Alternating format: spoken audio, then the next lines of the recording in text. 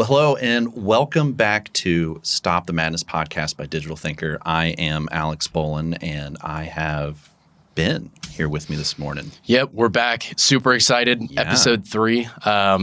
We've been working on kind of the recording process and, getting back around and, balancing the work and the play. And I kind of consider this the play part. It is. Super exciting to be back and bring some more content and guest opinions and thoughts with you guys. That's right.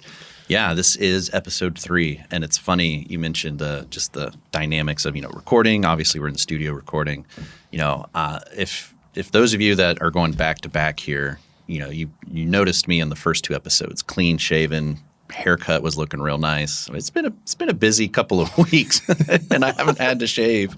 I haven't had to go do my Army obligation, so I'm really leaning into my mountain man effect today. I got the flannel going. It's cold and rainy in South Carolina here this morning. It's actually been cold and rainy all week, so I am happy to be rocking the beard. And then maybe next episode, I'm going to join you on the mustache train. There we go.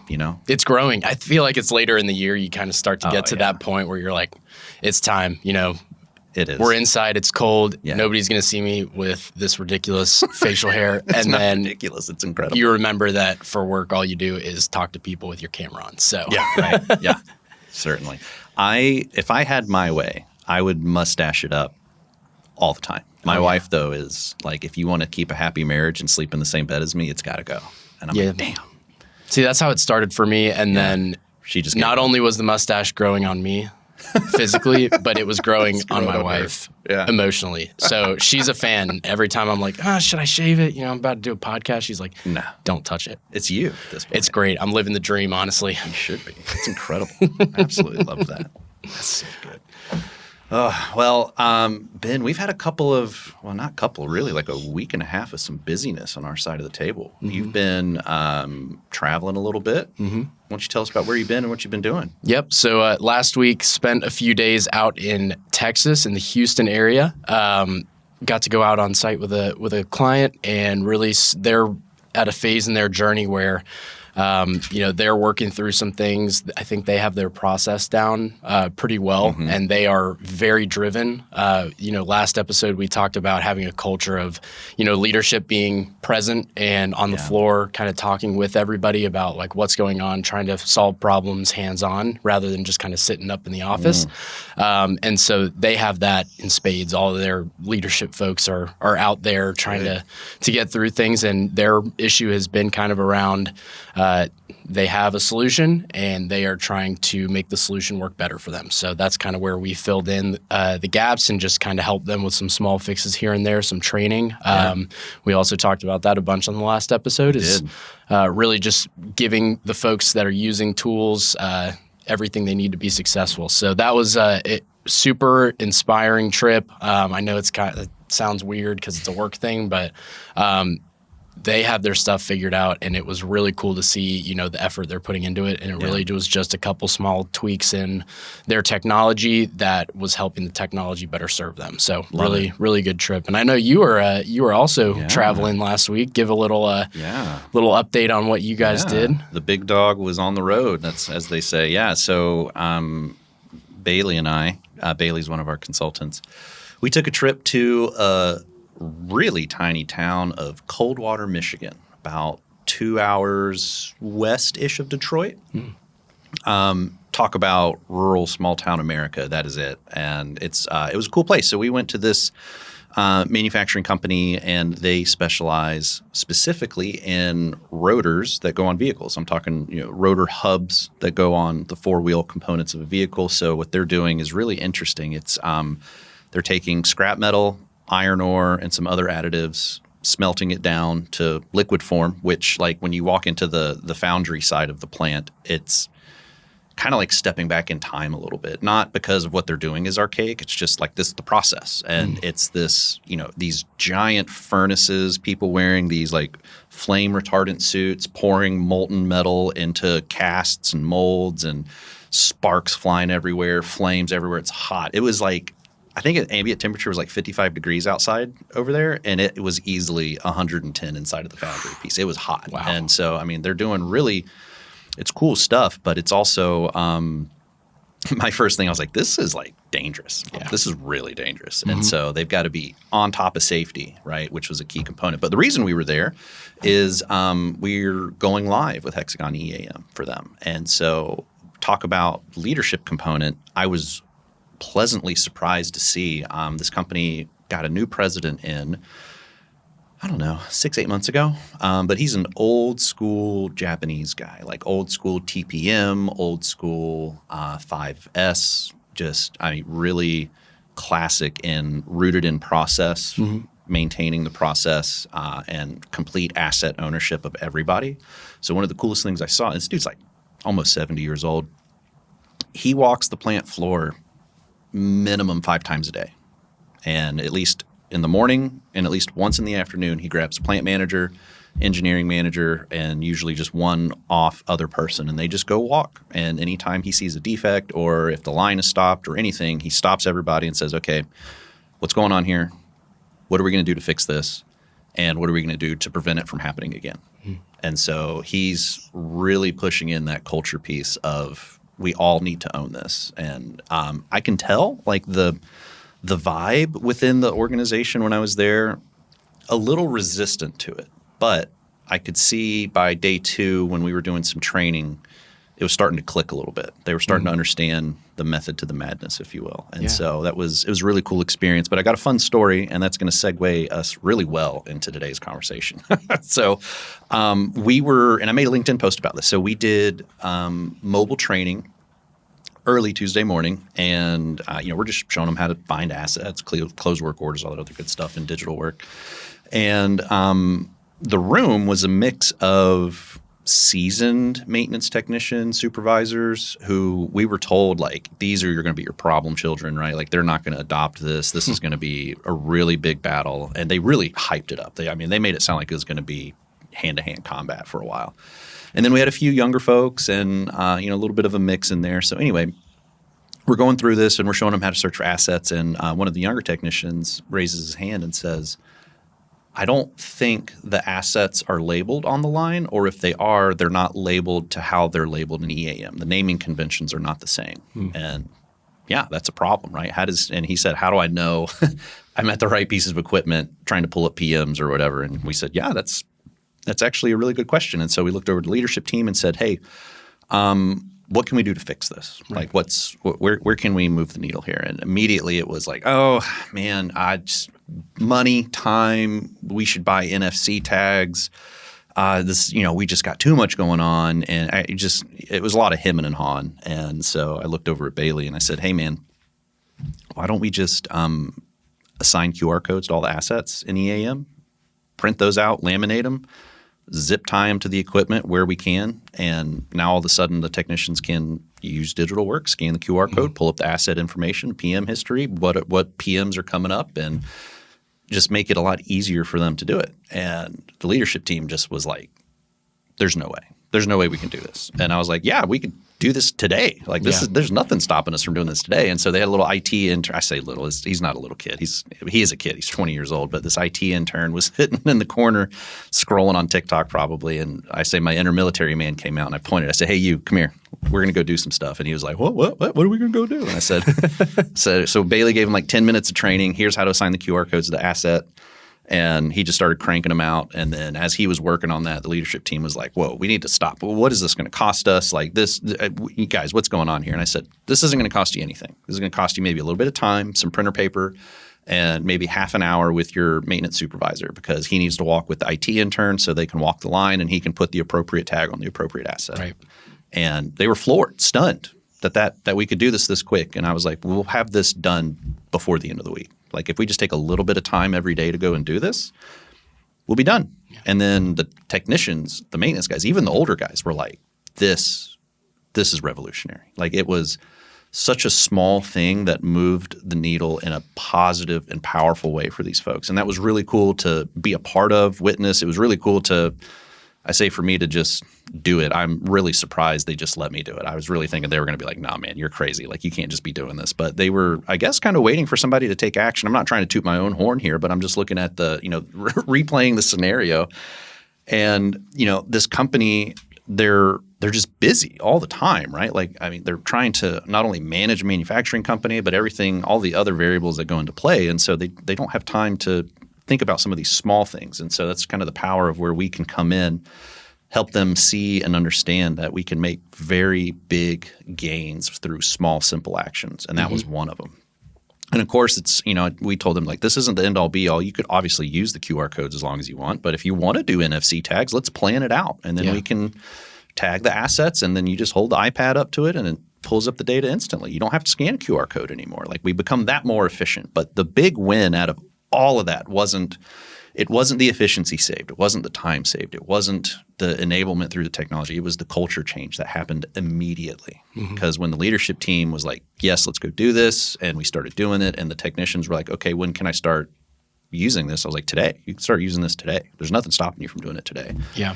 It was like a breath of relief. And I thought that was super cool. So that was fun. Yeah. It was good stuff. And that, on that note, I think takes us in perfectly today to what we're going to talk about. So episode 3 here, this is our third and final installment, if you will, of our mini-series for hospitality asset management, stopping the madness in the hospitality industry. And so we did 2 previous episodes with Angela Overstreet from Hexagon, and then Don Farrell from I think Fresh Revenue is his company name. I'm sure I'm butchering it, but Don was magical in that conversation. So was Angela. I mean, both just a lot of information, a lot of great insights, a lot of really powerful things we talked about. So, we did a really good job of, let's say, problem identification, right? Both from our level, and then when we had Don, we got to hear real world stories, like where does it matter the most? How do we affect change appropriately? And, where do we begin? How do we even start? And then so today, I think we can safely answer the question of like, well, how do we truly stop the madness in hospitality? How do we make these companies better? What solutions are out there? How do we begin? But what is the end goal in mind here? Because you got to begin these projects with the end goal in mind. You can't just start and wander aimlessly, right? Like, we got to know what the end result is going to be before we even begin the process. And so joining us again is Angela Overstreet from Hexagon, all the way out in Italy. Venice, Italy. Yes, she's Venice. Taking time Venice right now. Out of her probably incredible vacation to do a podcast with us, which I was like, girl, I'm so excited you're here to do this, but I would have been like, hell no, I'm going to be in Italy. No, this is fun. This is fun stuff, guys. Well, thanks for having me again. Yeah, well, before we jump into it, 3 favorite parts of Italy so far. What have you loved most? Oh, and one of them has to be food. I want to hear a culinary experience. Yeah, so the bruschetta. The bruschetta, hands down. I know it seems small, but I've had it almost every single dinner meal as an appetizer. But I went to this area that it's a lake, actually, outside of Rome. And there's a castle there, and that was amazing. Now I'm in Venice, and the canals are incredible, and the colors. It's just been amazing. What's the weather like? It's been such a good time. I have been so fortunate. So it's like their fall. I've only had rain once, and that was in Rome. And it's nice. It's like 65 Fahrenheit right now in Venice. Rome was a bit warmer. And yesterday was sunny. And hey, tip for everybody that if you go to Venice, do the water taxi. It's so much cheaper, and you can get through all of the canals essentially the same way. So, I love that. Yeah. That's awesome. Incredible. Don't get me talking. We'll just talk about that the whole time. We need to talk about No, I'm fine with it. I love talking about Italy. Yeah.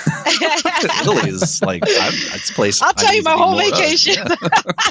Well, have you been to Italy, Ben? I sure have. Went a few years ago. We did a week in Rome, like a one day down to Pompeii. I was cool. I was like a history kid growing up, and like History Pompeii was a fixation for a while. It was like, I feel like a lot of people do this. It was like Pompeii, Titanic, World War II. That was like the history kid like fixation path, and then you kind of go all the way back to like Revolutionary War, Civil War. But anyway, loved Italy. Great place. Talk about history. Spending a week in Rome, you're walking down the street and you've got like cafes, and then you've got great little family restaurants, and then you turn a corner and you're just slapped in the face by 1,000-year-old buildings and cobblestones, and super cool. So I'm excited to hear more, maybe a little offline from you, Angela, about your trip. But I think that was my first time going to Europe, going overseas just for a trip, and I can't wait to go back because there's just so much rich history in Europe to explore. That's incredible. I have a very short Italy story. It's nothing that exciting, I promise you. So on my way to Afghanistan back in 2020, in middle of COVID, thick of COVID, my unit deployed, and so we flew from Baltimore to Ramstein Air Base in Germany, spent a few hours there, and then we went to Sigonella Airfield in Sicily, which is a naval air base. And so we pit stop in Sigonella literally as the sun was rising that morning in Italy, and so it was beautiful scenery from the airfield. But the funny part was, we got on we landed, and then this Navy medical officer got on the airplane. By the way, this is like a 300-400 person airplane, and it's just my platoon. 20 of us are on this airplane. Massive airplane. Just 20 of us are on it because we were like literally the last flight out of the United States when COVID was just becoming a big thing in the States. And obviously Italy at this time, they were in the thick of trouble. And so this Navy medical officer got on board and he said, "Hey guys, as you know, this is a big problem. We cannot let you in the building on the tarmac except for 2 at a time. And it's because they're trying to do, the separation policy and everything else. But more importantly, he said the Italian contractors were like, hey, if we don't follow the rules, like we're all going to quit." And the U.S. government said, we're not going to let that happen. We're going to keep our people happy, which is rare form when they do that. But anyway, it's funny. Never mind. I'm not going to get into that. So he's telling us where we can and can't go. And it was literally like a kind of a barrier of people to keep us contained on the airfield. And then this was my first introduction to like having to wear masks, which like wasn't a big deal, but it was just kind of a foreign concept at the time.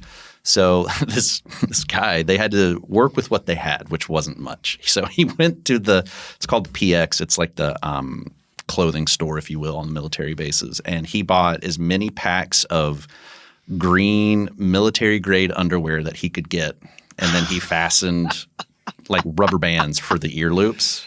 And so you just got all these people walking around with hodgepodge cut undies on their face. And I mean, I guess it was better than nothing, but we just like, I still have that at my house. I was like, I'm keeping this for forever. This is hilarious. Tell me you have pictures of that.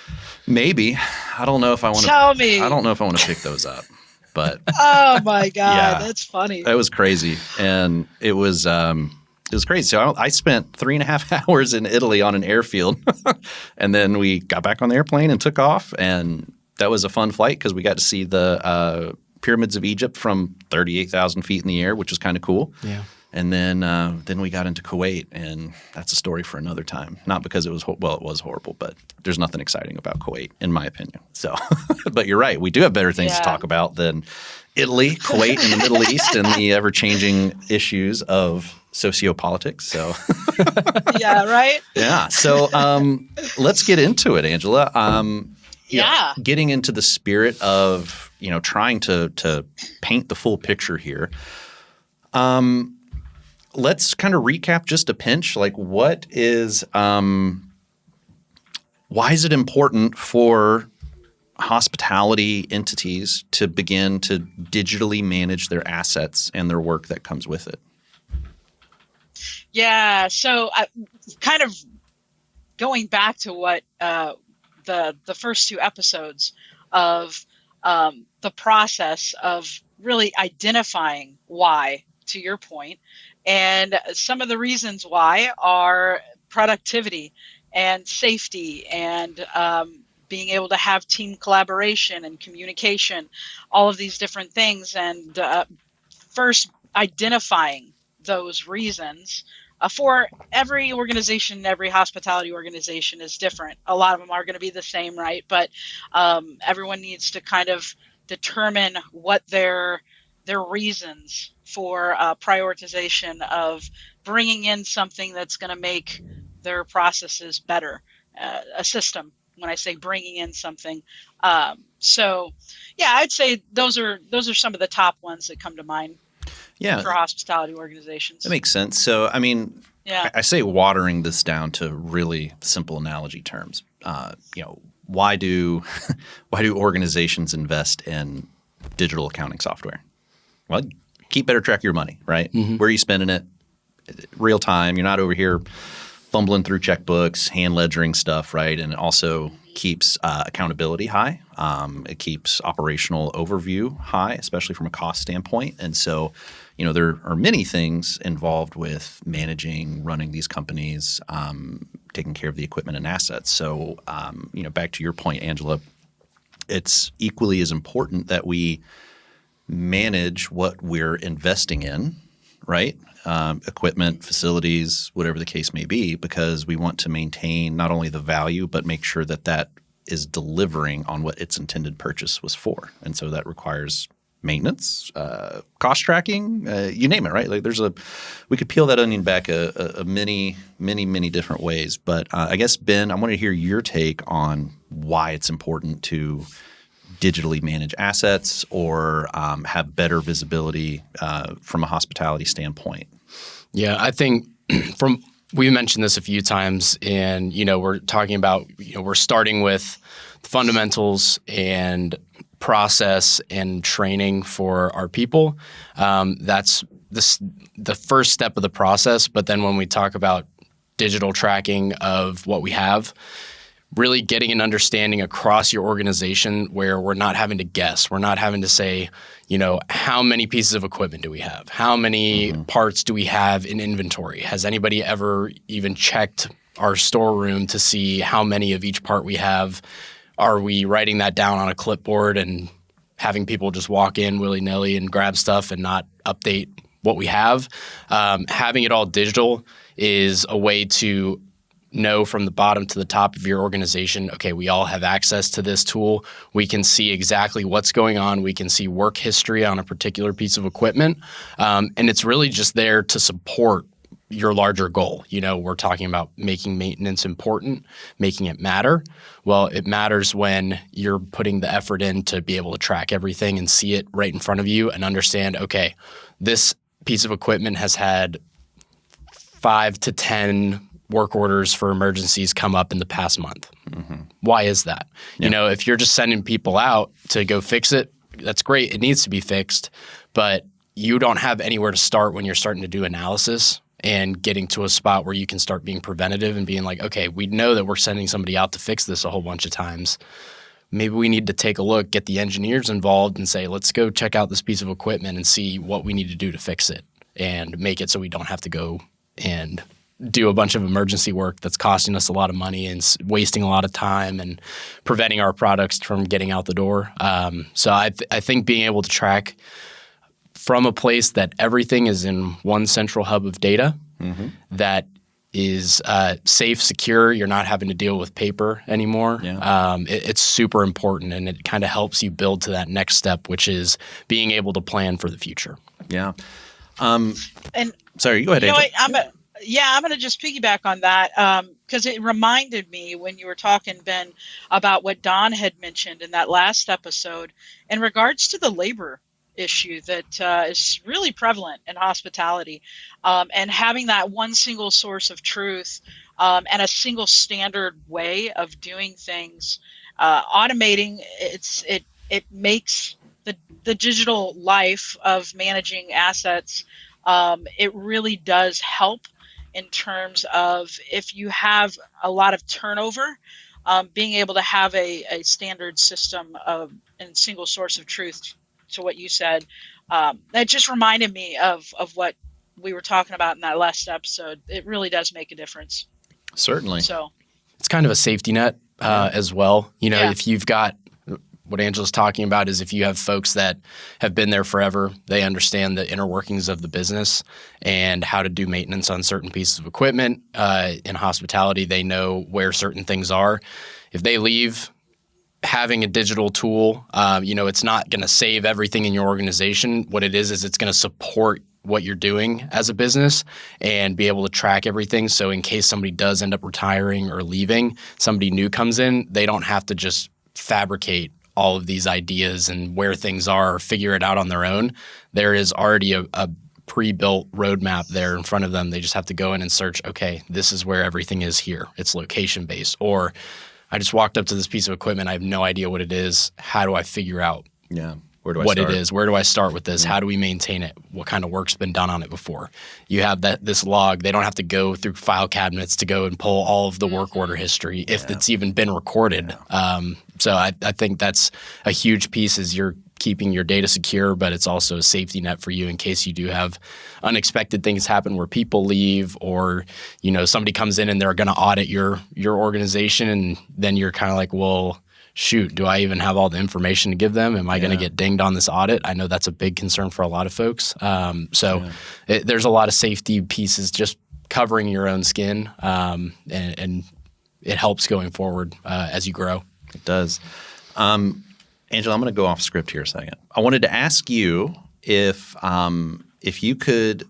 Well, let me explain what I'm about to ask. So we've been talking a lot about like benefits. Great, fantastic. The thing I think we need to put the spotlight on for at least a couple of minutes is, there are tons of solutions out there. Whether you start in an Excel-based platform, right? You home grow your own, let's say, maintenance management system or asset management system, or you Google asset management systems, and I think last I saw there's like 385 web-based applications out there. I would not doubt that a bit. Yeah, there's a lot. So this is, I think, very crucial for our listeners, and this is by no means a way to plug products we represent that are, Hexagon EAM or APM, but this is a universal question. And Ben, I know you're going to have some comments on it too, so I want you to come in behind Angela. What are 3 to 5 common pitfalls individuals that are on their hunt for a solution, or maybe they have a current solution and it's just not working for them? What are 3 to 5 pitfalls that people need to look out for before they start this journey, or even if they're midway through the journey and they're having issues? Like what are just common obstacles that come up to not only help influence you in decision making of which digital application to go after, but just things people need to be aware of before they just rip the cord on this thing and start implementing something? Yeah, absolutely. I think the first one that comes to mind is when just talking about the implementation portion, to really understand what that implementation process looks like with the vendor that they're going with, how involved is the vendor, and I think that's one right there. The next one I think is it has to do with how involved is the services team going to be, and understanding their business are they going to take the time to understand what the business really needs, or are they just kind of come in just do a free for all? Here you go. This is our system. And then the other one I think would be is that the internal teams are collaborated together, and we touched on that previously. So just knowing that everything is very clear and definitive before choosing a vendor is really important. So I think those are some pretty big ones to take a look at, and also just the timeline of the implementation and having a very clear statement of work on what all of that entails. So yeah, no, that's good. That's real good stuff. Ben, what's your take on it? Yeah, I'm going to dial it a little bit farther back. Pitfalls of a business that's going out and looking for a solution. I'm not going to talk about the solution at all. I'm going to talk about where they currently are. One of the big problems, or not problems, but things that we run into is just about every vendor out there, when they have a meeting with you, they're going to ask pretty often, how many pieces of equipment do you have? What does your inventory look like? What's the size of it? How many locations do you have? So the first pitfall is not knowing what you currently have or where you stand as a business. So when you're starting the process, looking for something that you think is going to help you out. They're like Alex says a lot, most of the softwares do the same thing. A lot of it depends on who your vendor is. As Angela said, who your partner that's going to implement it is. So really try to understand and feel out that piece, because those folks will ask you questions like, first, where are you at? What do you have? What are your processes like? So you really need to have a good understanding of what you're doing as an organization first, as a maintenance team, as an operations team. And it's also great to understand what your goals are. You know, we like to ask, what's your purpose for being with us, for being on this call? Well, we're just looking for a tool. We are tired of dealing with paper. Our new CEO says we need to take a step into the next stage of digitization. So I'm just kind of here as a formality. It's nice to understand what the level of expectation is, and where you're trying to go, because it'll help whoever the vendor or implementation partner is understand what your goals are and work with you. So I think that first one is big. It's just understanding where you currently are at, you know, how many employees you have that are going to be working within a system, how much equipment, how much inventory, all of that kind of stuff is important. But the next piece is really understanding your process. Do we have all of those things locked down? From a maintenance and operations and reliability standpoint, do you know how you're doing business now? That can help when you're talking with a vendor, because if they're hopefully a good vendor or partner, they will be able to connect the dots with you and put you in touch with either their team or some other team that does some of those reliability practices. So you can really touch in and make sure, okay, before we get this technology in here, we need to make sure that we have everything ironed out from a process standpoint. Are we doing maintenance in a good way, in the right way? That's feeding into our maintenance and operational excellence goals. So that, I would say those are some of the big things and pitfalls is, you know, sometimes it's not just about what the software can do, because most of them can do the same thing or similar things. They just have a different look, but it's understanding that first piece of, are we good as a business? Do we have the tools in place and the process in place to be successful when we bring a technology in? You're spot on too. And Angela, you had some incredible points, right? And I think George Williams says it best. You know, I was watching him on a podcast not too long ago, and somebody asked George. George Williams, he's CEO of Reliability X. They're reliability-based company, holistic reliability, which means, you know, it being a part of the entire organization. Somebody asked him, you know, if somebody were to contact George and his company, what should they know before they contact him? And George's response was, you should know your business before you call us, right? That's and good. That's so simple, right? It sounds so silly on how simple it is, but it's so true, because from the maintenance and reliability standpoint, like if we don't have good processes and we don't understand how maintenance fits into the business portion of this, technology is not going to do much for us other than have a pretty dashboard that isn't moving anything. And then from a leadership perspective, if we aren't being intentional with having maintenance involved in the conversation from the beginning, then we're still not going to be able to move the needle. We're just going to spend money for the sake of spending money. And so you need to know your business. You need to know what are the objectives. I think a really good, whether it's a software vendor or implementer, should ask you, how is this going to align with the business objectives and goals within your organization, right? 100%. If they're not asking you that question, you should find a way to get them to ask you that question. You know, that's got a reverse psychology. But, you know, I think, again, why we started this thing is seeing, from a technology standpoint at least, the madness on, I say on LinkedIn, just pitching and pitching and pitching. And then we as salespeople are trained to dial in on pain, right? Like when we find that one source of pain, like I like to equate it, you know, sticking your thumb in the bullet wound, right? Really making them squeal so you can get more information and you can help diagnose and sell your solution to them. Pain is good to understand, but it's I go back to my ambulance days of, well, if somebody's got a broken arm and I put a splint on their leg, what are we doing here, right? Like it's not going to help anybody. Or even better, if they have a broken arm and I give them pain management medication, but it's not even pain. I give them Tylenol instead of morphine, right? Like that may take the edge off of it, but it's not going to really do anything for you. Mm-hmm. And now we still have problems, right? Like we haven't gotten down to the root cause of why we're here and what we need to do.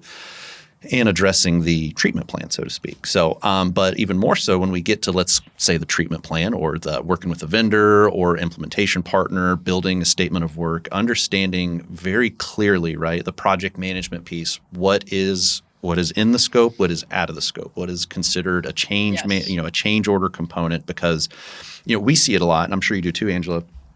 We get knee deep into an implementation, and then all of a sudden, it's like, oh, we want to change this, we want to change that, we want to change this, we want to change that, and hard conversations begin because now we got to say, like, hold on a second, this is not what we initially discussed, and we're happy to make the changes. That's not the problem, but we set aside a predetermined amount of money for this budget.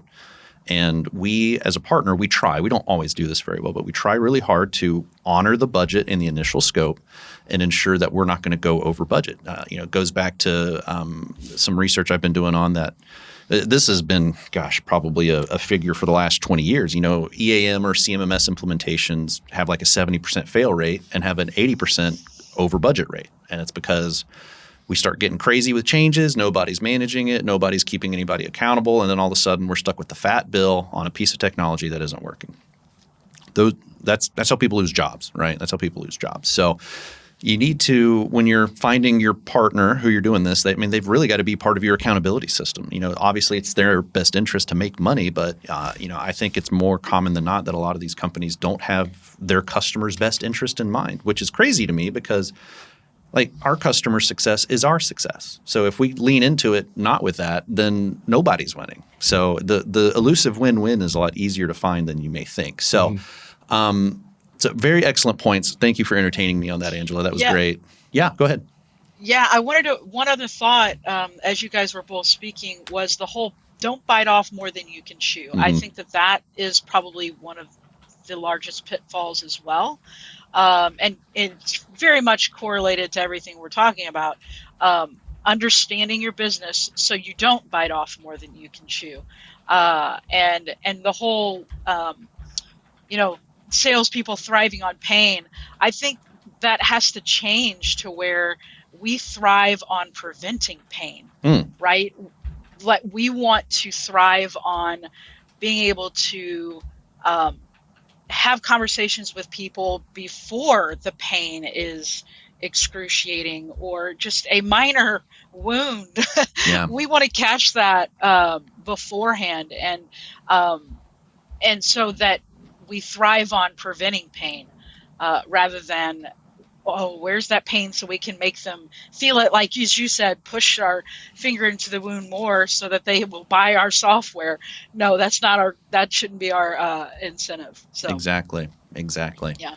Well, on the theme of alleviating pain, let's transition a little bit into some success stories, right? And I brutally honest lead into this of, we have some really cool success stories for folks that have utilized Hexagon EAM, but this is not by any means a come and buy our product pitch. These are organizations that found technology that worked for them and they were able to find success. And so I want to preface with the step to success is a lot closer than you may think. And regardless of your product choice, right? Like as long as you have a good plan, good process, leadership involvement in it, right? Like we could probably find success with really anything, and I'll let the listeners do their own research on what product is a good fit for them. We could talk all day about product capabilities, but at the end of the day, I don't know what you need, and you are the only one that you know what you need, right? It's just like Angela said in the first episode, it's my job to educate you. It's my job to help you understand what we're capable of, how it aligns with your business goals and objectives, and then where can we go from there. So anyway, let's talk about one of the first success components here, right? I guess I want to tee this up to you, Angela, because we've talked about it a lot.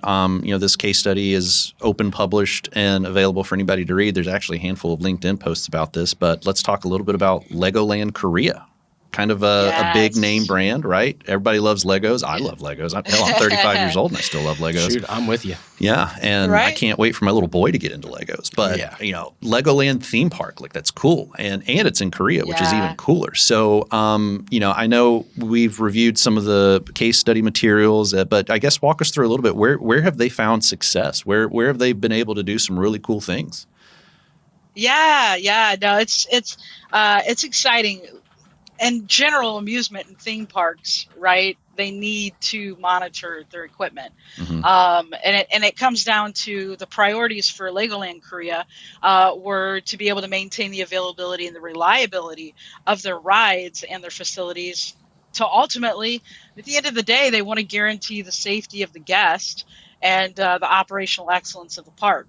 So the asset and system planning team, they had 3 different essentially goals or objectives to support that outcome of maintaining the availability and the reliability of their equipment. And so first thing, they wanted to implement processes and scheduling for asset management activities, maintenance management activities, so time-based maintenance, usage-based maintenance, condition-based maintenance, and breakdown maintenance. And they also wanted to ensure that the equipment was operational and available through their asset management, work management, work standardization, maintenance activities, and inventory management. So, and to be able to do all that, they thought we need a central asset management information digital solution to be able to do that, record and be able to have, as Ben mentioned earlier, be able to do audits, things like that. So yeah, it's pretty exciting. They went out, they looked for solutions, and they went with Hexagon EAM for that. So we can dig into the more nerdy stuff of how they are really using the system. Not sure how far we want to get into that, but I can throw some stats at you if you like. Yeah, well, I think let's guys. get into the weeds just a pinch, right? Like, let's look at some stats, Okay. and let's look at how they're leveraging this system or a system in general to meet those goals and objectives, right? Like, I think at the end of the day, they're relatively simple components that have complexities in the execution of it, right? But it's again, we can simplify it, and we can see how they're specifically leveraging this tool to make their organization better. So yeah, hit us with some stacks, blow us away first. All right. And then if you can get a little deeper into the weeds on how they're doing it, I mean, that's fun. And if you don't know, that's okay. We can figure it out later, but you just hit us. What do you got? There's a few things, and they were so kind. Just a shout out to Legoland Korea. They were so kind to work with us and give us this information, So just wanted to say thank you to them for really touting the successes that they've had with Hexagon EAM. And as I mentioned, one of their goals was, ride availability. So they were able to significantly increase their ride availability rate, which is fantastic.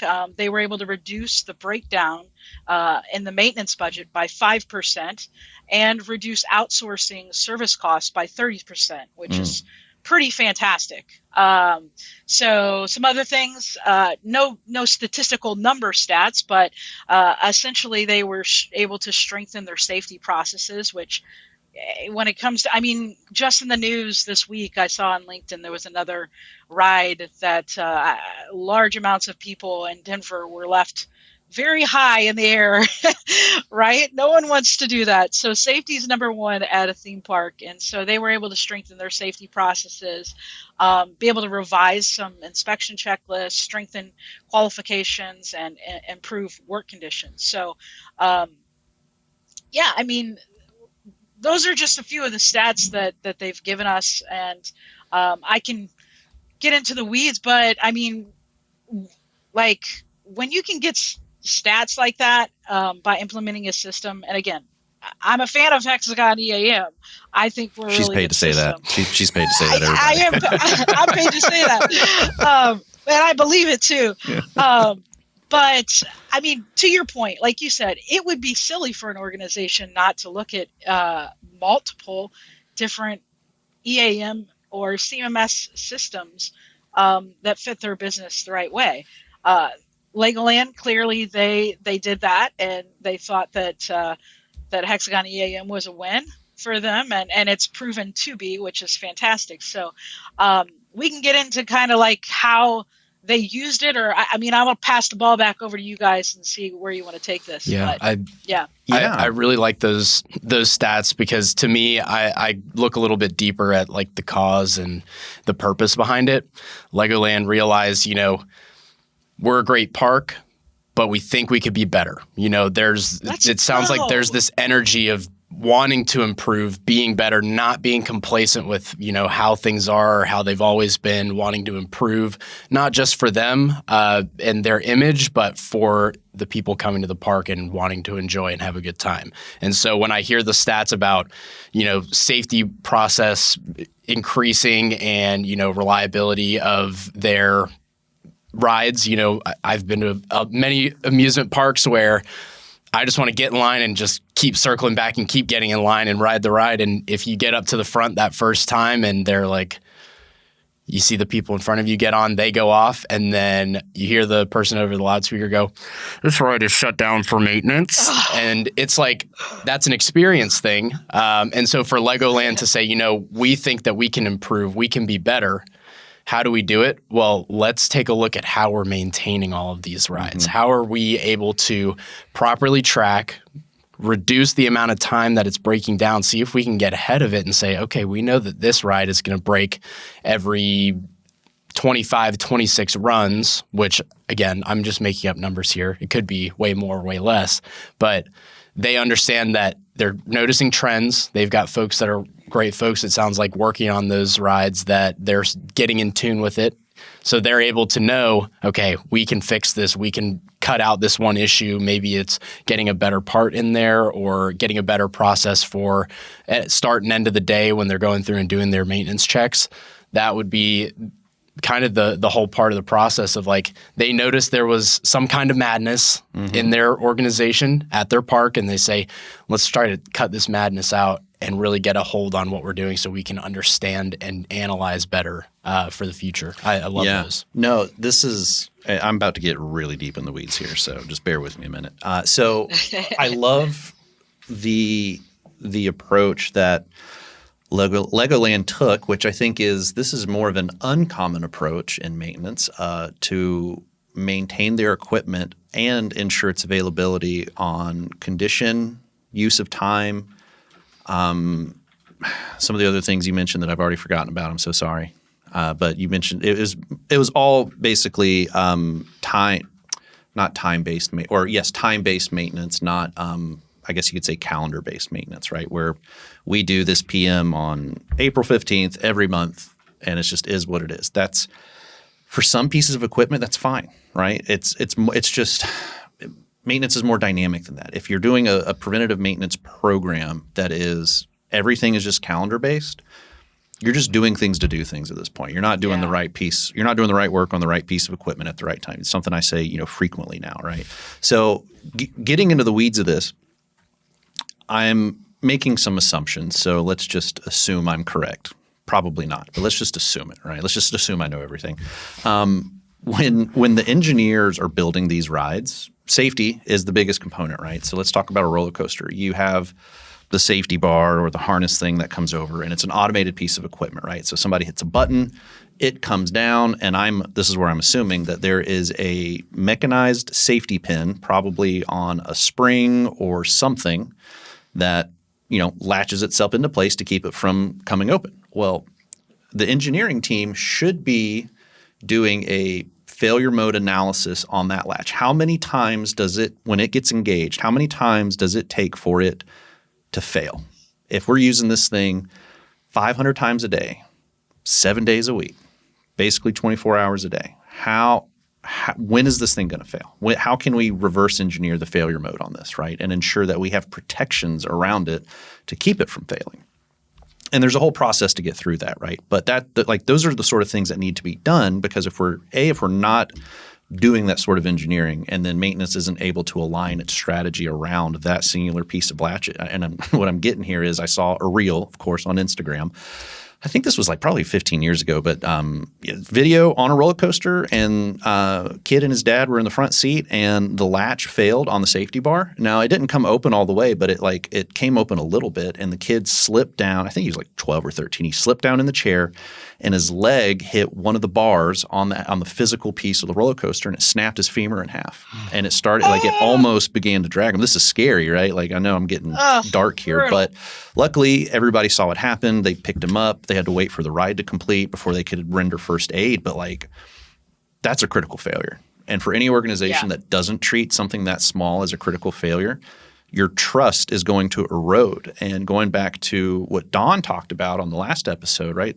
You need to earn the loyalty of your customer base. Yeah. So not only that they keep coming back, but they have the peace of mind knowing that you're doing the best you can to not only take care of your equipment, but so your equipment is keeping me and my family safe. So when I come and spend $1,000 a day at whatever resort you're going to, we're going to have, beyond the shadow of a doubt, a good time.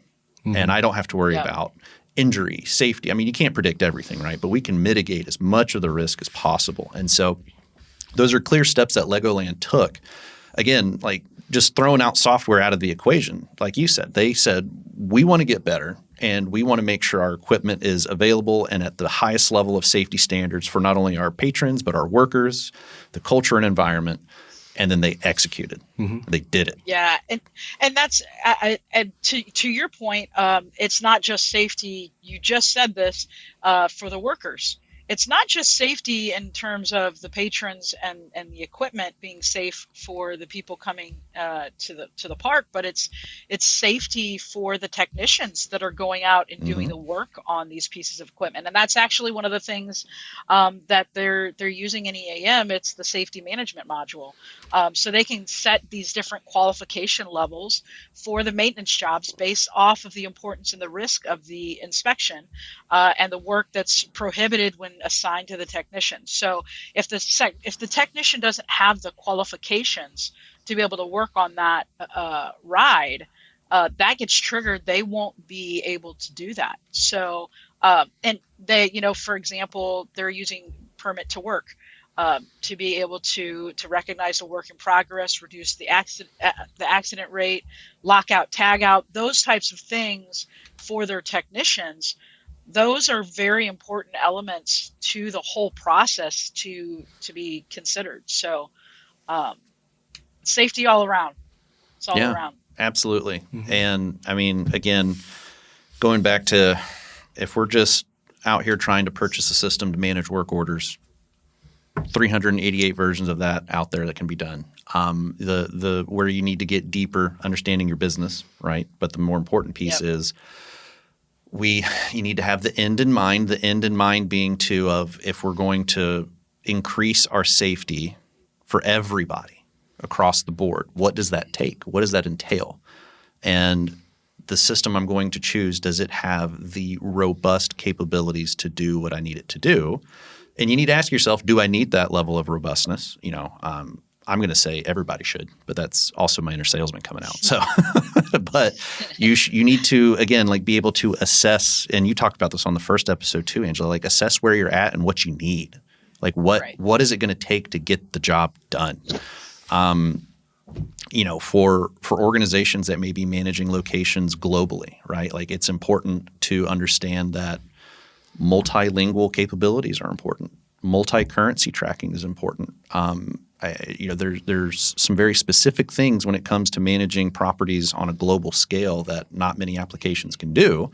But then if you're an individual or if you're an organization that's maybe only managing 10 properties, right, and it's in a singular area, you probably don't need the robust feature of multi-currency functionality or multilingual functionality. Maybe you need just a deeper understanding of asset lifecycle cost tracking, right, like some simplicity in some of that. So, what I'm getting at is, there's a wide range of complexity that can come into this decision-making process. And unfortunately, it's up to you, Mr. Customer, to determine, what it is you need. And you got folks like us or Angela, or, I could plug in folks that work for other companies that can help you get you along the way, right? And whether they're system specific, system agnostic, whatever the case may be, like there's help out there to help get you down the right path and get you in that space of it. So I know I'm getting a little down the rabbit hole here, but is there anything else from Legoland you wanna share, or is there another success story where you're just really proud to talk about it, Angela? Yeah, there's a couple other things. I want to mention that how they're using the work management module. So essentially, they use the work management module to streamline and simplify the standard work order creation process. And they're also using, Ben mentioned this earlier, or maybe it was you, Alex, about QR codes. So they are using QR codes, applying those to the standard work order number, be able to have that on the right piece of equipment. They're also using that for their inventory. So they can use that to assign each spare part a QR code. So I think that it seems like a simple thing, and it was you, Alex. Sorry, it was the story of when you were on site, and they were like, we need a way to do this, and they were just shocked. It's that easy. You just have a QR code sticker that equates into the system. So that's what Legoland is also doing that. And they also use the Digital Work mobile application. So each department has a high-level overview so that the technicians and the managers, they can see inspection schedules really quick and easily and that kind of thing. Mobile is, if you don't have a mobile application when you're using a system like this, that is you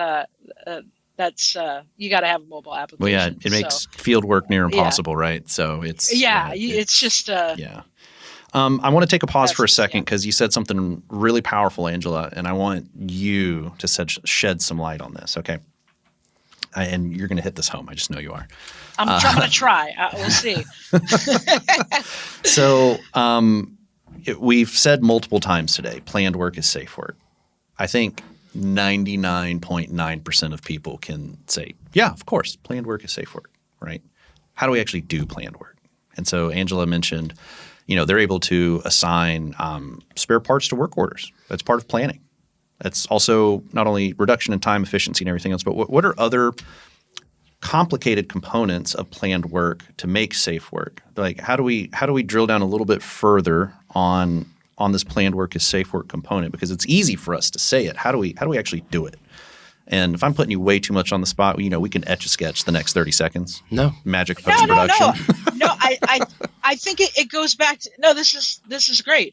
It goes back to what they're doing in terms of usage-based maintenance, condition-based maintenance, breakdown maintenance, time-based maintenance, all these different ways of planning your maintenance and planning in multiple different ways. So there's multiple different ways to plan, and having a system, I think, that has the flexibility to be able to plan in those multiple ways is key. So that's a question that people can ask when they're exploring.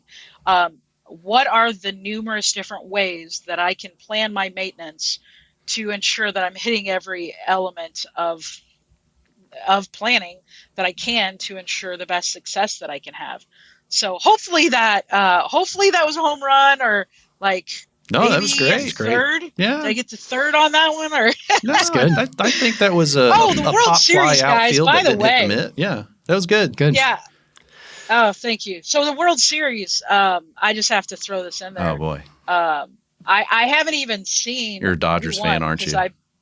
No. Okay, I'm a Cardinals fan. I'm a Cardinals fan. Yeah. But shout out to Brian Thompson. I know he's a happy camper. But anyway, sorry, I digress when we start talking about baseball. No, you're good.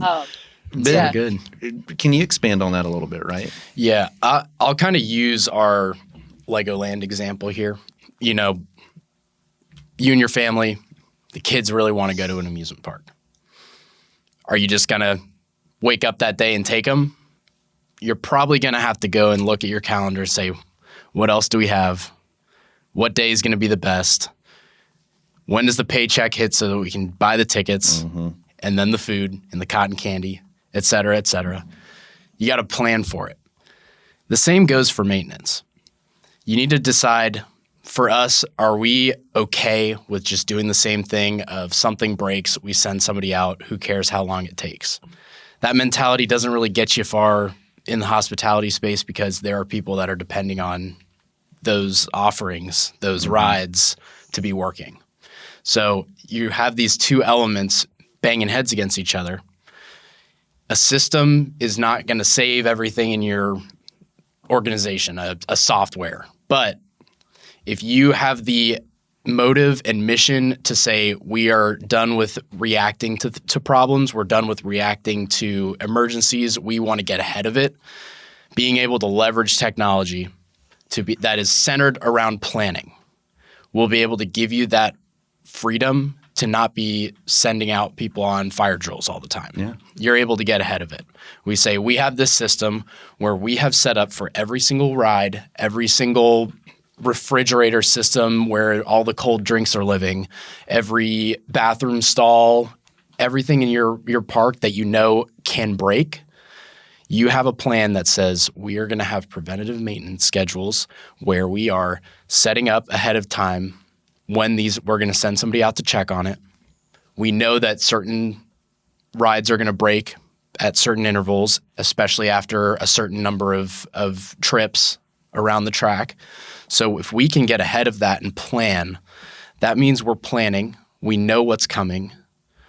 That means our folks can be safer because they know exactly on their day that they're going to go to these 3 rides and do this work that they've done a million times, but they can plan for it so they don't feel stressed out, which means they may not make mistakes. Obviously, mistakes, human error comes up a lot. Mm-hmm. But if you're planning, instead of saying, we have 10 breaks that we need this one mechanic to go out and fix on these 10 rides.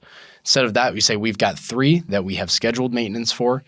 We notice that there have not been any issues yet in the past week, but we know that it's probably going to come, so we're going to send somebody out. They now have 30% or 70% less of the workload to go fix or get ahead of, so they don't feel as stressed. They can do the job better. They don't have a higher chance of making a mistake when they're doing the fix, so they're staying safe. And then you have a happier group of employees because they feel like they are able to attack things well and in a planned way. So planning is the cornerstone of EAM, CMMSs. It's all around getting an idea of what you're going to do before you do it. It creates competency, it creates confidence, and then everybody is able to be working towards the same goal, which is we have a zero tolerance for mistakes or safety issues. And here's how we're going to attack it. We're going to get ahead of everything. We're going to get a long lay of, all the things that could happen. We're going to fix it. And, emergencies will come up. But if you have control over what you're doing for maintenance in a planned way, in a preventative way, that you're kind of working towards that next step of, we can handle the emergencies when they come up because we're doing all of this stuff behind the scenes. Yeah, absolutely. That's so good. I love what you just said there, Ben, that it creates competency and confidence. Yeah, powerful right dude, there. That's such a good quote. Competency and confidence. And that's what that's the goal, right, of an organization for their maintenance, is they have the competency to complete the work and the confidence that the work is going to get completed in a manner that it prevents things from happening. So that was good. And I will say too, I'm not trying to say that if one of the listeners is out there working off of paper-based maintenance, or you have a whiteboard in the main room, the break room, and you write down all the pieces of equipment that have problems. Like, I'm not saying that you are incompetent or scared. Sure. The point is, this is not like just an EAM CMMS thing. I'm just saying, if you just have the motivation and give the effort that you want to be getting better, even if you're doing spreadsheets, Excel spreadsheets, like if it's working for you, the idea and concept that we're getting at is not specific to any solution out there. Like as we said, there's a million different ways to do it. I mean, there are folks that we've heard from folks in Japan who they are still using paper-based maintenance, but because they have this mission and drive that's culturally based, it works so well for them. So it's not saying that you have to, if you're not using an EAM or CMMS solution, that you're being left behind. No. It's not saying that what you're doing now isn't good enough. It's the idea that you need to be doing something to be able to track what you have, be able to plan ahead for what you're going to be doing. And that's kind of the idea that I want to get across. I'm not saying that you're far behind or that you're doing something wrong. It's more so that it's the idea of having something in place to continuously grow, continuously improve, and continuously get better. Absolutely. That makes perfect sense. Just, Angela, to give you an idea, we're having a conversation with somebody whose mission is to try to replicate a level of success that's happening in Japan here in the United States. And the bar is set very high. The worst performing plant in Japan is experiencing, 0.9% downtime annually. And it's a totally paper-based. Insane. Yeah, maintenance, inventory, quality, everything inside of the plant is paper-based. Awesome. It's incredible. It shows how powerful the cultural element is. Mm-hmm. But the cynic in me too is like, cool number, super cool. How do we get better from that? So the cynic in me says, well, how you're only tracking what's going well. So how many things are not going well that could tilt that that meter to say that, well, the truth really is our quality rework is like 68%. And it's like, ooh, well, that affects OEE, that affects maintenance improvements, that affects, throughput yield, stuff like that, right? So yeah, I say it's nuanced in the sense like if it's a true fact, that is very impressive. Even if it's 60% true, it's still very impressive. Right. But to your point, stats are stats, right? Yeah. You can give a stat and then leave out all the other stats. Yeah. And then you could. Yeah. So that's fun. But the Japanese are very honorable and integral people. Yeah. They're also prideful people. So I wouldn't be surprised if they ignore some other things. But that's they're not doing for me pretty to good, criticize. I'm sure. Yeah.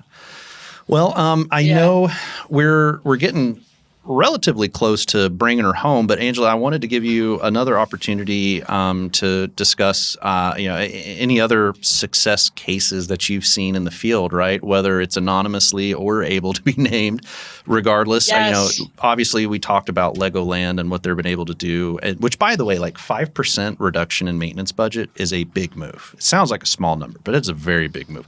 5% decrease in like unexpected downtime, also a big move. The 33% reduction in outsourced contract work, massive. I mean, that's probably millions of dollars a year, right? And that's, basically ask yourself the question, what if I had a couple extra $1 million in my budget? What can I do with that, right? I know for me. I have a lot of answers to that one. But anyway, I guess, run us through a couple of others that you know of or, you've experienced with and where they're making the magic happen. Well, and you just mentioned the whole reduce the breakdown maintenance budget by 5%. I mentioned this in another episode, but I was at a show earlier this year, and the whole theme was AI, and they mentioned about maintenance and how AI is going to impact maintenance. That was the only time throughout the entire conference that I heard it was mentioned. I went up to one of the CEOs of a software company and I asked him, why don't you think this is something that they're talking about? And he said, well, it's not sexy. This isn't the sexy stuff. They're all about increasing revenue and that kind of thing. But to your point right there, Alex, reducing breakdown maintenance budget by 5%, that's a lot of money. So even though this conversation might not be the sexiest thing, there's a lot of money to be saved. So anyways, I just had to go down that trail for a second. But a couple other, as you mentioned, when it comes to being able to talk about your customers, legal can get involved and they don't want you to say names about people, but privacy. Well, it's no, important. but yes, we're not. Yeah, it's the whole. We're not data whole miners over here. We're not outsourcing. We respect that. We respect that. We do have several resorts, pretty large resorts that we work with, and one of the things that I wanted to mention about them. The thing that comes to my mind the most is the whole QR code thing and the mobile capability and the being able to request service, a guest. And we see in the airport, the QR codes where it says, hey, if this bathroom has an issue, right? Scan this code and you can report this. And it's similar. It's across hospitality. I'd like to see this more in hotels, where the guest has the capability to scan the QR code and notify the maintenance teams. And that is something that is used. And I think it's something that should be more across the board at at hotels and resorts and things like that. So anyways, that's one of the I could get into the nitty-gritty of the resorts, but I'll mention we do work with those, and the QR codes are a really big deal. Simplicity. It's a lot of the challenges are very similar. Yeah. So yeah. Absolutely. No, that's good stuff. That's real good stuff. Yeah. Well, as we bring it home a little bit before we completely close out, I think did we answer the question today? How do we stop the madness in hospitality? I think a little bit. I think we can't answer that question in a singular, probably 1 hour sitting that we've been going at here so far. But I think we've helped people start down the right direction, right? Start down the right path. I'm not trying to say we let out some buyer beware components, but the whole let me back up a little bit. So we as people, especially in today's society, are predispositioned to find the easy button, right? Just that was easy, done, check it off the list, we're good to go. Unfortunately, like almost every aspect of life, the easy button doesn't always yield the results that we're absolutely looking for, right? It requires work. It requires hard work. And our friend Brian Bieski says this a lot in a more aggressive tone, but do the work, right? Get off your ass, do the work. Do the work that's required. And that's, I think my little call to action here for anybody that's listening is, I know it's complex. I know it seems scary. I know it could be a little bit of a hurting of pride because you want to be proud of your organization and what you're doing. But to first improve, we need to look at ourselves and understand that we may be weak in some areas, or maybe we are great. We just want to get better. But that's still going to require a level of humility. And Don talked about that last episode too, just from a leadership perspective. So I'm excited to see where Legoland doing some really cool stuff. Again, like there's a lot of truth and simplicity here when it comes to finding a solution and how do you stop the madness. I think I'm going to ask you two, what's your take on how do you actually stop the madness? And my answer to that question is, you stop the madness by stopping it yourself first and foremost, right? Not only identifying what your madness is, but how can we take steps to get past it. It starts with you, starts with an individual. So that's kind of my take on this. I think there's so much to be done in hospitality through technology. I mean, we talked a lot about condition-based monitoring or maintenance, implementing IoT devices, enabling people, regardless of their title, role, or level of leadership component to that. The most powerful phrase out of all three of these episodes, earning the loyalty of our customers and employees. That's significantly huge that I don't think a lot of people are doing. So we've got a lot before us, and it can be complex waters. But the first things that I think people can do to stop their madness is, what can you do today to help solve the problem? And maybe that is making your employees' lives a little bit easier every day, fixing small things while you're trying to tackle the big things like finding a solution, getting it implemented. What are the workflows and the processes look like, right? Like you can do things now to make the life better for tomorrow while you're trying to make the life better for next year. So, that's my take on it. I guess, Ben, let's start with you. What's your take on how do you stop the madness in hospitality? I liked there was a piece in there that you said, for me, we've been talking about before you turn to go digital or use a technology or find a technology, understanding where you currently are. For me, stopping the madness, you have to identify the madness first. Mm-hmm. It's not just understanding like things are crazy. I don't know how to start or where to start. Like, what am I doing? Let's identify what that madness is in your organization. I think one of the big things to understand would be, we talked about today, was knowing what you have and who you have. Seeing a lay of all of your pieces of equipment, all of your inventory, what your purchasing process is like, understanding how you're doing all of these different operational tasks. That's got to be step number one. If you don't have a read on that, I think that's a little bit of madness, because you're trying to make decisions and plan for your business without even understanding what the successes, the problems, and the physical assets that you have are.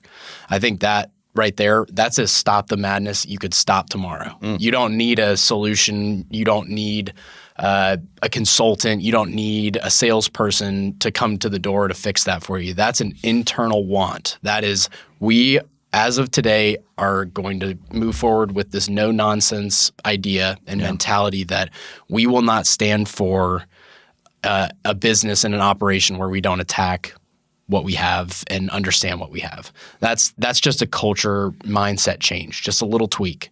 And you say, we're going to do it tomorrow. We're going to go through, and you probably can't do a physical inventory of everything in one day, but if you take it a bite at a time and say, we're going to start with this section of the facility. Parts. That's all we're going to do right now. Critical spare parts. Exactly. You're going to go through and you write up that list, whether it's Excel or you have your own system that you're using or you're looking for one, getting all of that in one place written down. Make sure it's saved or in your best file cabinet that's able to resist fire. You put all of that in there. You have now a list of everything that you have, everything you own, everything you hope to own. You can map out your processes. I think, procedural, we'll get into that at some point on the show, but like mapping out your procedures and making sure they're written down so that your people know how to do things the right way. Getting that physical copy of what you're doing so you don't have to kind of imagine it or pull it out of the clouds. Like you can look down and say, this is who we are as an organization. We have it all written out. This is what we have. This is what we know we need to maintain. Next step is making sure to plan. How do we keep all of that running? So for me, that's an easy, quote unquote, easy stop the madness that you can do today. Plan, do, check, act. Yep. Right there. Angela, bring us home. Yeah, let's stop the madness. I love that phrase. I love that slogan because it's so true. And I think for me, probably some of the best ways to stop the madness is to have that continuous improvement mindset and mission and a solid appreciation for change management and change management with people first mentality. And we are human creatures, right? And the work we do is ever changing. As humans, we're ever changing. And so I think that we have to really appreciate the value of change and what change can bring to us. Even to the point, if we're doing really well, we can do even better. Kind of what Ben mentioned early on about Legoland. They're doing a good job. They wanted to do better. And so I think that continuous improvement mindset with change management, people first mindset, those are really, really keys to helping stop the madness maintenance. You're absolutely right. That's super powerful. It is super powerful. So, well, Angela, thank you for your time today and joining us all the way from Italy and Venice and the fun. Guys. I hope the rest of your vacation is fantastic. I hope when you get done here, I don't know what time it is in Italy. Probably 2:00-ish, 3 maybe. Yeah, almost dinner time. Oh, it's 4. Oh, it is dinner time. It is wine or Negroni time. Yes, which it is. I could slam one of those right now. Anyway, I hope you enjoy it. I hope you enjoy Greece and the rest of your trip. Safe travels. Thank you for being with us as part of this journey. And we're super excited to continue working not only with you, but I know we've obviously talked with you and Brad about transportation stuff too. Like we've got a lot in the works. So this, maybe the last episode right now with Angela, it is definitely not the end of the story. So if you guys out here listening, right, have any questions, want to know more, or just want to have a conversation, I'm sure you can find Angela Overstreet on LinkedIn, or you can simply email her at angela.overstreet@hexagon.com. Or if you reach out to us at the Stop the Madness podcast, we'll be more than happy to plug you into Angela so you can get down the right path. So, Angela, thank you again. Safe travels. Have fun. And we're just very appreciative of you being here today. I appreciate you guys so much. Thank you, and have a good rest of your day. We will try. We'll try. Thanks, Angela. Cheers, guys. Yeah, cheers. Take care. Wow. So a lot to unpack again, right? Mm-hmm. I'm gonna keep my piece short and sweet, and you can talk as much as you want. Well, actually, you got like 2 minutes to talk. Cool. Deal. I will fit myself into a small box and not talk that much. The thing that I think I don't even know how to put it into words. I guess it's just not as complex as we try to make it to be for ourselves, how to not only stop the madness. And the thing I'm continuingly, if that's the right word, forever learning is, it's about the people. It's about the mindset. It's about how do we be better? How do we set the tone? Like, gosh, it's so easy to get stuck into the weeds and underwater of technology, capabilities, power, just everything that goes with it. When I think you need to pull yourself out of the clouds and say, gosh, guys, it's really not this hard. It's complex. Complex doesn't have to be hard, right? Mm-hmm. And simple also doesn't have to, or complex doesn't have to be not simple. I don't know. I'm not saying it right, but anyway. But yeah, it just kind of stuns me that through these past 3 episodes, I think the root element through this entire piece is it's about the people. Mm-hmm. It's about the people. And I think that's more powerful than anything else. So I don't know, Ben, what do you want to close us out with? Yeah, I think with just talking hospitality for these first 3 episodes, it's a little bit different than our, general focus area when we work with customers. I think a lot of times we end up with manufacturing customers or, small local governments, just medical device manufacturers. Yeah. There's a whole bunch that we do and work with, but when we talk about hospitality, you think it's going to be a very different thing.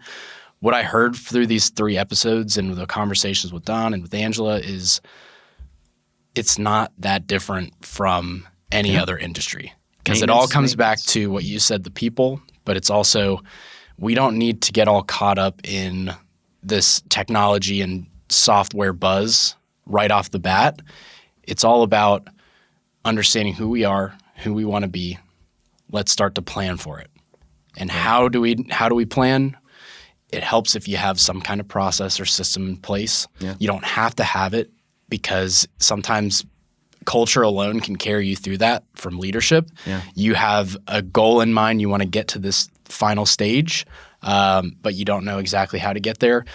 Get everybody on the same page. Let's plan to get there. Yeah. Whether that's through a homegrown system that you guys just, we're going to use Excel spreadsheets for the best that anybody's ever used them. And if that works, great.